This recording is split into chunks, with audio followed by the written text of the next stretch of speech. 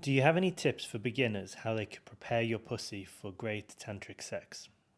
I think if you're going to do the armoring, it can get quite vulnerable.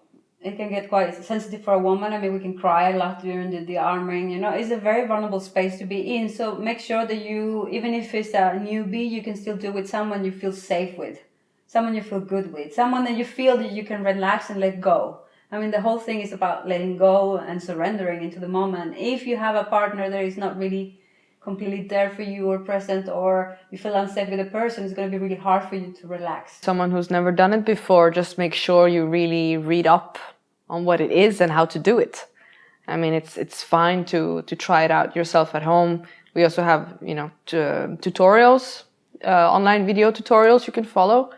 So I would really recommend, to really, check it out so you don't hurt anyone. Yeah, and we also do it in the workshops, the Tantra TNT workshops, where where the facilitators will guide step by step how to do it. So that's also a good place to do it. That's a good place. Yeah. And we're there to make sure that everybody gets the right service from each other. And, if somebody needs something there, they will get the help. So that's also a pretty good space to do it.